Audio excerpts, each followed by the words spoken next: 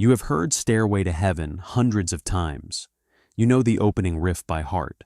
But do you know which guitar Jimmy Page actually used to record that introduction? And do you know what that guitar is worth today? That is what this video is about. Not just guitars, but the specific instruments behind the recordings you have known your entire life. Songs that defined American music, songs that defined your youth, and the guitars that made them possible. Some of those instruments are now in museums. Some were auctioned for hundreds of thousands of dollars. And some, models exactly like them, are sitting in closets and attics right now, completely unrecognized. By the end of this video, you will know which recordings used which instruments, what those instruments are worth today, and why provenance, the documented history of a guitar, can multiply its value by 10, 20, even 50 times. Let us start at the beginning of rock and roll. Before we get into the list, let me explain why this matters beyond pure curiosity. When a specific guitar is used on an iconic recording, two things happen. First, the actual instrument, the one Page or Clapton or Hendrix physically played, becomes a museum piece, an artifact worth exponentially more than any similar guitar. Second, and this is what matters for most of us, the model itself gains cultural recognition. Collectors know it. Buyers seek it. The market responds. A Gibson ES-350T from 1958 is worth between $8,000 and $20,000 today. Not just because it is old, but because it is the model Chuck Berry used to record Johnny B. Good. That cultural fingerprint touches every example of that model. That is the connection we are exploring today.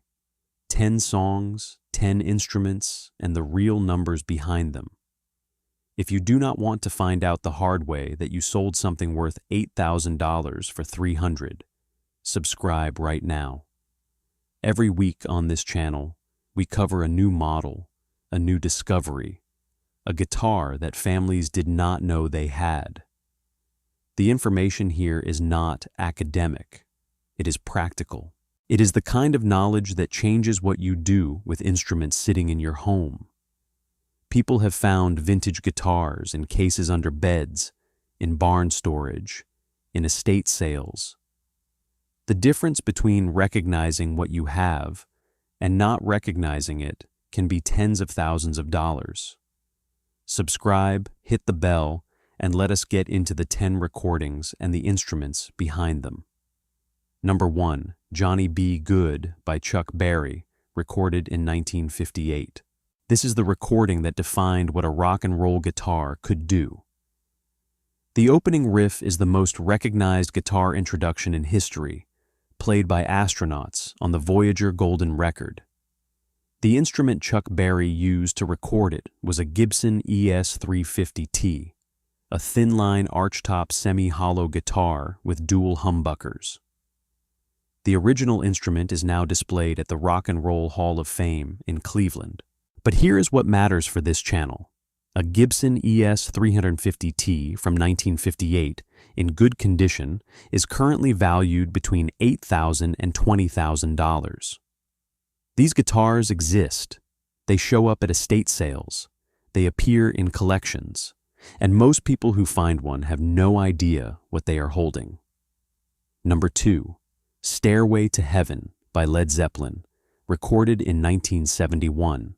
This is arguably the most famous rock song ever recorded, and it used not one, but 2 distinct guitars that are now legendary. The iconic finger-picked introduction, the arpeggio that every guitar student has attempted, was recorded on a Harmony Sovereign H160, an acoustic guitar that cost less than $100 new. Jimmy Page also used a Fender Telecaster from 1959 for the electric sections and the solo. That 1959 Telecaster is now worth between $15,000 and $40,000. The Harmony Sovereign itself, because of its role in that specific recording, has become a cult instrument. Original harmony sovereigns from that era sell for between $500 and $2,000. Two very different price points. Two instruments. One unforgettable recording. Number 3. Layla by Derek and the Dominoes, recorded in 1970. If Stairway to Heaven defines one era, Layla defines another. Eric Clapton recorded this track using two instruments that have since become legends in their own right. The first was a Gibson ES-335, known as the Fool, named for its psychedelic painted finish. The second was a Fender Stratocaster from 1956 that Clapton called Brownie, a simple name for an instrument that would later sell at auction in 1999 for $497,500, nearly $500,000 for a Stratocaster. A comparable 1956 Stratocaster in similar condition today is valued between $15,000 and $35,000. The lesson here is clear. Documentation, provenance, and the right story attached to the right instrument creates value that goes beyond any market formula. Number 4. Purple Haze by Jimi Hendrix, recorded in 1967. Jimi Hendrix had a relationship with the Fender Stratocaster that was unlike anything before or since. He played right-handed Stratocasters flipped upside down, restrung for his left hand without reversing the nut. This gave his sound a distinctive quality that engineers and players have tried to replicate for 50 years. The Stratocaster he used to record Purple Haze was a 1965 model. At the Monterey Pop Festival that same year, he set a Stratocaster on fire, one of the most famous moments in rock history. A 1965 Fender Stratocaster in good condition is currently valued between $8,000 and $25,000. These were production guitars. Thousands were made. But finding one in playable, original condition today is genuinely rare. Number 5. Born to Run by Bruce Springsteen, recorded in 1975. Born to Run is the album that made Springsteen a star, and the guitar that defined its sound was a Fender Esquire from 1953. The Esquire was Fender's first production electric guitar, the direct predecessor to the Telecaster, simpler in design, with a single pickup. Springsteen called it his favorite guitar and used it for decades of recording and live performance. A 1953 Fender Esquire today is valued between $10,000 and $30,000. It is a simpler guitar than most people expect behind such a powerful recording. No elaborate electronics, no fancy hardware, just a piece of ash wood, a maple neck, and a single pickup. And that simplicity is exactly why it sounds the way it sounds on that record. Everything we have covered so far exists in a complete identification guide I put together. Serial number charts, authentication photos, exactly what to look for on each model. If you have found an instrument at home or inherited one from a family member, this guide walks you through the verification process step by step. It is available at launch price for a limited time. The link is in the description and pinned in the comments. Do not make any decisions about an instrument before checking it against this resource. Now let us continue with the next 5. Number 6. Hotel California by the Eagles, recorded in 1977. The guitar solo in Hotel California is one of the most studied, most imitated solos in the history of rock music. Don Felder and Joe Walsh recorded it together using Gibson EDS 1275 double-neck guitars, the two-neck instruments that look almost too dramatic to be practical.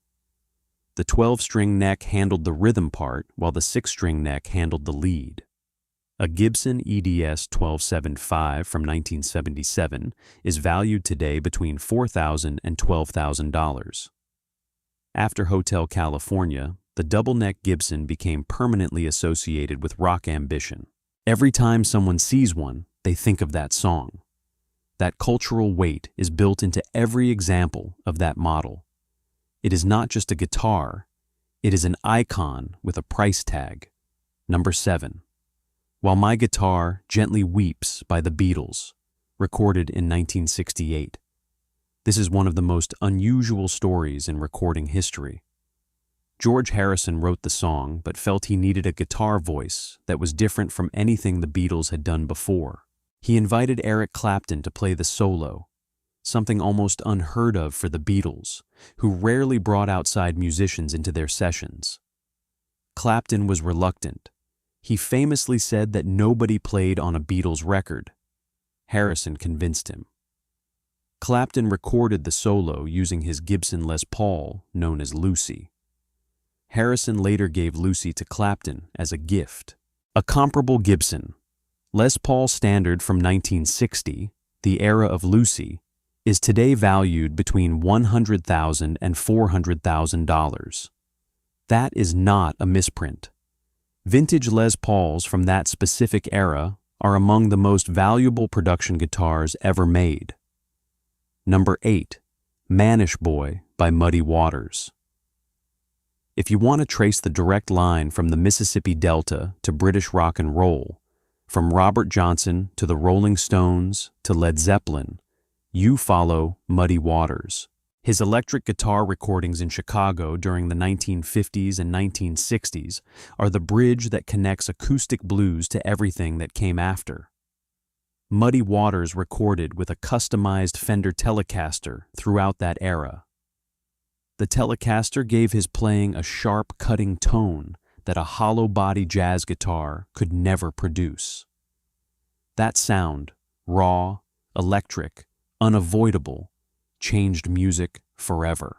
Fender Telecasters from the era when Muddy Waters was recording them, the 1950s and early 1960s, are currently valued between $15,000 and $50,000. The range is wide because condition varies dramatically across instruments of that age. Number 9. Satisfaction by the Rolling Stones, recorded in 1965. Here is a story that surprises almost everyone. Keith Richards came up with the riff for Satisfaction in the middle of the night and recorded it on a tape recorder before going back to sleep. The next morning, he barely remembered doing it.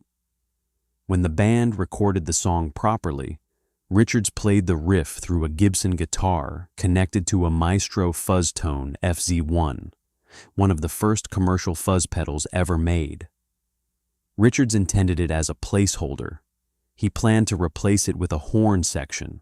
The band forgot, the version with the fuzz tone was released, and one of the most recognizable riffs in history was born by accident. The Maestro fuzz tone FZ1 itself, a pedal, not a guitar, is now valued between $500 and $2,000. Small box. Enormous legacy. Number 10. Good Golly Miss Molly by Little Richard, recorded in 1958. Little Richard was not a guitar player. He was a pianist and a vocalist. But the guitar sound on his recordings defined the sound of early rock and roll rhythm guitar. The guitarist in his band used a Gibson ES-175, a fully hollow archtop equipped with P90 pickups. The ES-175 was the standard professional guitar for jazz and R&B musicians throughout the 1950s. Its warm, full tone sits perfectly under a piano-driven arrangement. A Gibson ES-175 from 1958 in good condition is currently valued between $3,000 and $8,000. It is one of the more accessible vintage Gibsons, which means it is also one of the more likely to turn up in an attic, in a case, in an estate, without anyone realizing what it is. Let us step back and look at what these 10 recordings and 10 instruments tell us collectively. The guitars that made these songs were not always expensive when they were bought. A Harmony Sovereign cost almost nothing new. A Fender Esquire was a working musician's tool. A Maestro fuzz tone was a novelty pedal that almost did not make the final record. But time, cultural weight, and documented provenance transformed them. The model used on an iconic recording carries that association permanently. When you know which models were used on which recordings, you are not just learning music history, you are learning how to recognize value that most people walk right past. Every instrument on this list has cousins sitting in storage somewhere, unidentified, undervalued, waiting. You have spent decades listening to these recordings. You know these songs the way you know your own address. Now you know the instruments behind them, the specific models, the specific years, and the real numbers that the market places on them today. A 1960 Les Paul Standard between $100,000 and $400,000. A 1959 Telecaster between $15,000 and $40,000. A 1956 Stratocaster between $15,000 and $35,000. These are not theoretical numbers from a collector's fantasy. These are documented auction results and current dealer prices.